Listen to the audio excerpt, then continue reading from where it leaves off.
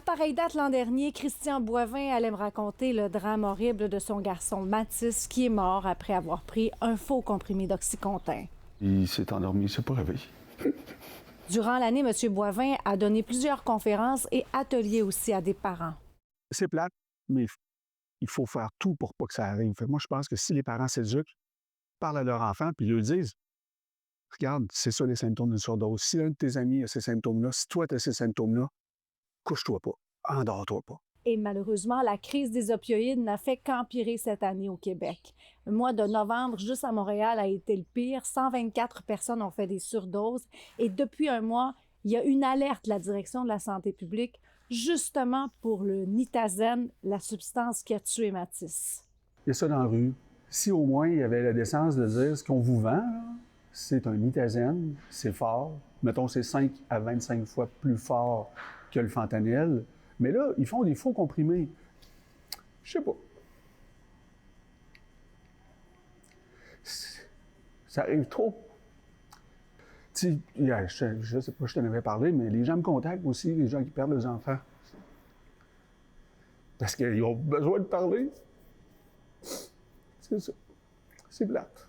Ces gens-là n'ont pas de recours. Ça sort pas nécessairement non plus dans les nouvelles. Ça sort pas tout le temps, puis je comprends les gens de pas... Encore à cause des tabous, on va avoir honte. Mon fils, ma fille est décédé d'une surdose. Les gens ils ont peur de le dire.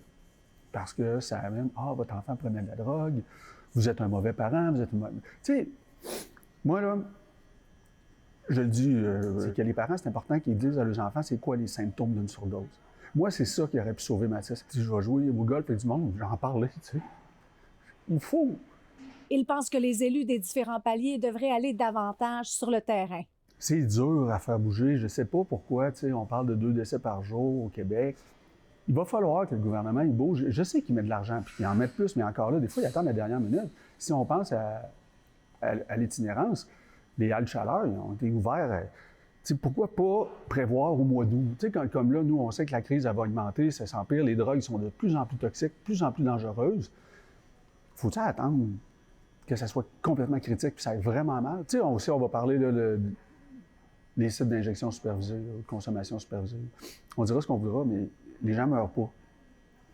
Il faut se dire que ça pourrait être nous, ça pourrait être notre frère, ça pourrait être notre parent. Tu sais, on le sait, là, la ligne est mince. Là. En attendant que la famille de Mathis continue de faire son deuil, la coroner, elle, va déposer son rapport en février prochain.